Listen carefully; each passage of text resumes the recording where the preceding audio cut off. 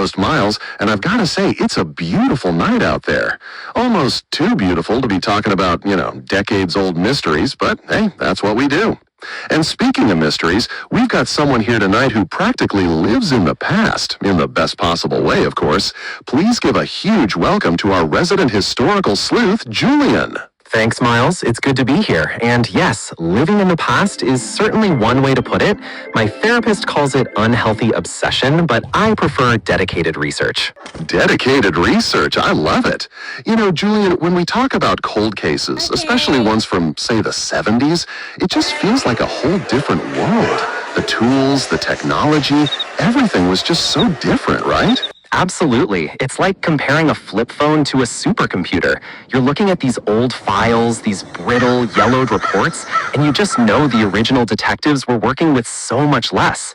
It's a real testament to their grit, honestly. It really is. And that's what we're diving into tonight, folks. We're going to peel back the layers on a case that's been sitting for decades, and Julian's got some incredible insights into what it takes to even begin to unravel something like that. So, Julian, let's talk about this Ray Jenkins case. You've been digging into it, and I hear there's been a pretty significant breakthrough thanks to your incredible team, right? Absolutely, Miles. And when I say team, I mostly mean Ginny, our lead investigator, and her very intuitive dog, Finn. They're the real heroes here. Wait, a dog? Is Finn like a canine detective or more of a moral support animal? Because I need details. More of a moral support, but he definitely has a nose for triumph. Ginny actually managed to track down a social media profile for a woman whose age perfectly matches what we'd expect for Ray Jenkins' daughter. Whoa, hold on. So Ray Jenkins, the handyman with the blue van, the guy we thought was a dead end, you found his daughter? That's a direct link. In a cold case from the 70s, you're telling me social media was the key? That's like finding a floppy disk in a pyramid. It really is. It's a testament to how much the world has changed, but also how much information is just out there. Even if the primary suspect is deceased, their family often holds fragments of memory, old stories, maybe even physical objects. That's fascinating. But also, Julian, when you approach family members of someone who might have been involved in something so dark, how do you even begin that conversation? It's got to be incredibly delicate. It's the trickiest part, honestly. You're walking into someone's life, potentially dredging up painful pasts. It requires immense sensitivity and a lot of careful groundwork to ensure you're not just causing more harm. So you're basically a detective and a therapist all rolled into one. Sounds exhausting. Sometimes it feels that way, but the hope is always that they might have that one piece, that one story about Ray's life in 1970s Little Rock, specifically around September 1975, that could just crack everything open. And Finn, the dog, he sensed this breakthrough? Was he doing a little victory dance? Ginny said he was practically vibrating with excitement. She felt like the ghost of Ray Jenkins was beginning to take shape. It was a big moment for the team. That's incredible. And speaking of Ray Jenkins taking shape, you've also uncovered some really chilling insights into his mindset, particularly around the McGowan family. Can you walk us through that? Absolutely. We have this scene right at sunset in the McGowan's backyard. It's this idyllic, perfect domestic picture. Ray is there, supposedly checking a connection pole, but he's really just watching them. Oh, that's creepy. Like, I'm just admiring your shrubbery creepy. Exactly. Jennifer McGowan is laughing. And from Ray's perspective, her laughter is described as bright, irritating. She's with her kids, Sarah and Jack. She opens this silver locket for Sarah, showing tiny, faded pictures of the kids. A locket? That's such a classic symbol of memory and connection, isn't it? It is. And then Patrick, the father, joins them. He's showing Jack his watch, telling him it was a gift from his granddad, saying it keeps time for all the important things. So you've got the locket for memories, the watch for legacy. This family is just radiating perfect life, aren't they? Precisely. And Ray, watching all of this, feels this familiar, cold clench in his chest. He sees them as a perfect, unbroken circle of belonging. And he explicitly states he coveted and loathed in equal measure this sense of belonging. Wow, that's a powerful combination. Coveting and loathing. It's not just envy, it's a deep, bitter resentment. It really is. He contrasts their important things, Family, heirlooms, shared time, with the ticking silence and empty and endless time of his own youth.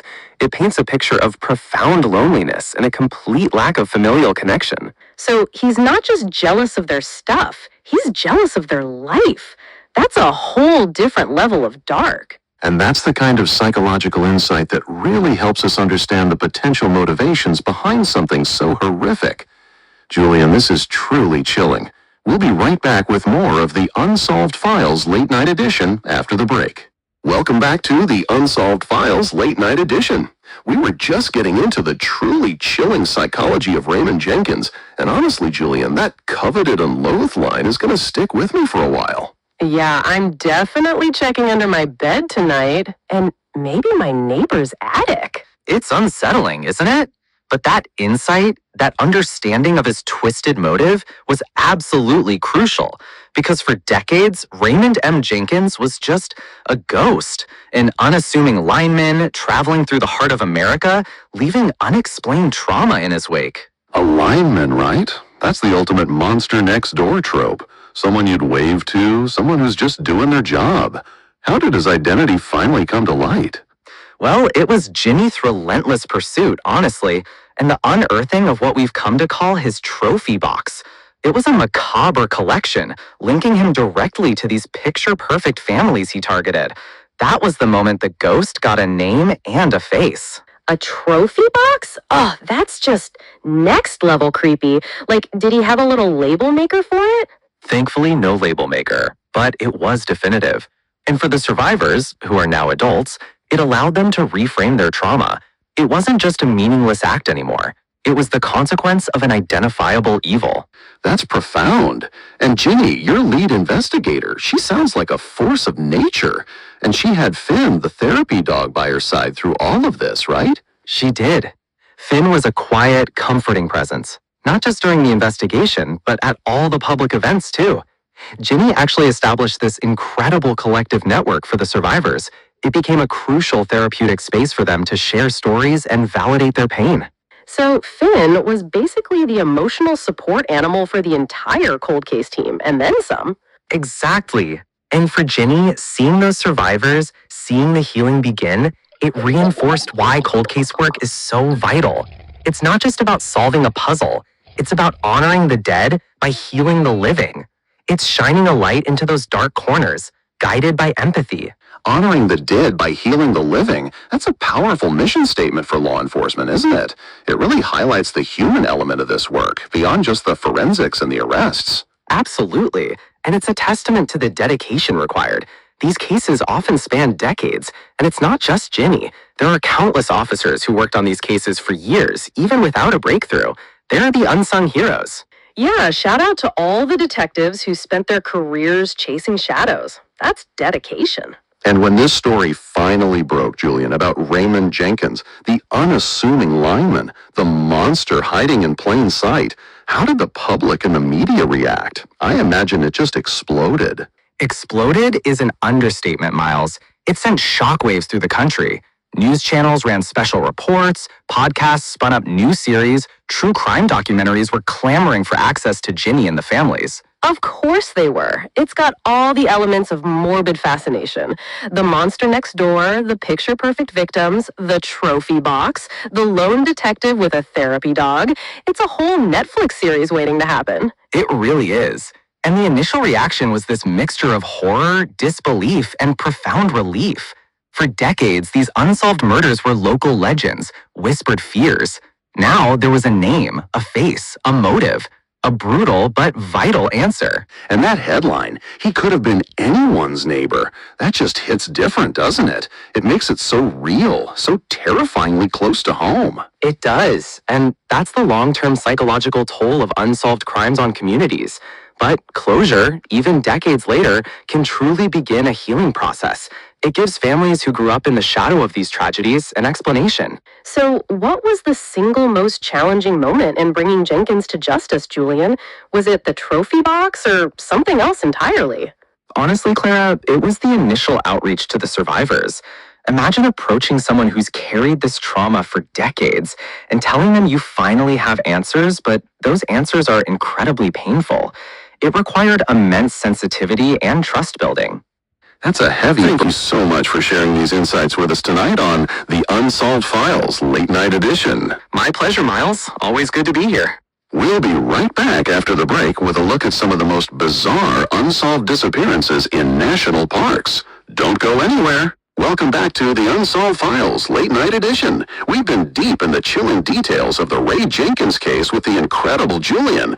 Julian, before we wrap up, any final thoughts on the power of cold case work? Just that every unsolved case represents a family waiting for answers. And every breakthrough, no matter how small, brings us closer to providing that peace. It's a long game, but it's worth it. Especially when you've got a dog like Finn on the team. He's clearly the secret weapon. He really is, Clara. And Julian, thank you again for shedding light on such a complex and important story. It's been truly eye-opening. My absolute pleasure, Miles. Thanks for having me. And to all of you at home, thank you for tuning in to the Unsolved Files Late Night